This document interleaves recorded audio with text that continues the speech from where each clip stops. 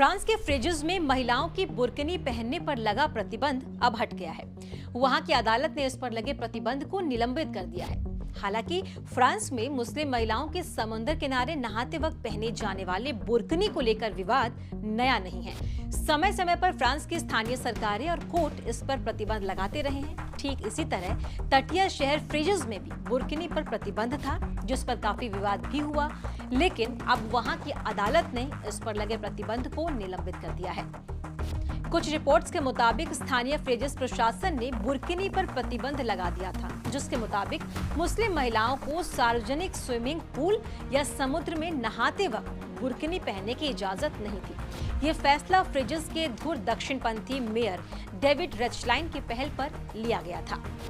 अब आप सोच रहे होंगे कि इस बुर्किनी के बारे में तो आपने कभी सुना नहीं। दरअसल बुर्किनी एक ऐसा फुल बॉडी स्विमसूट है जिसमें चेहरे, हाथों और पैरों को छोड़कर बाकी सब ढका होता है।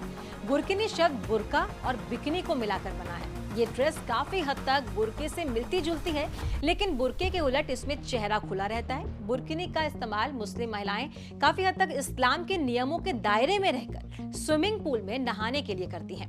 बुर्किनी फ्रांस में मुस्लिम महिलाओं द्वारा सार्वजनिक स्थानों पर अपने शरीर और बालों को ढकने के लिए इस्तेमाल किया जाने वाला ऑल इन वन स्विमसूट है।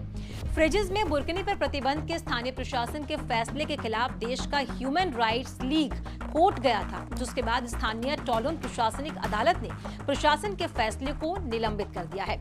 अपने फैसले में कोर्ट ने कहा कि यह प्रतिबंध धर्मनिरपेक्षता के सिद्धांतों के खिलाफ है। वहीं अदालत के फैसले पर प्रतिक्रिया देते हुए रेचलाइन ने कहा कि अदालत का फैसला जनता की सुरक्षा के साथ साथ स्वच्छता नियमों के भी खिलाफ है। पिछले साल भी फ्रांस में बुर्किनी को लेकर काफी बवाल मचा था।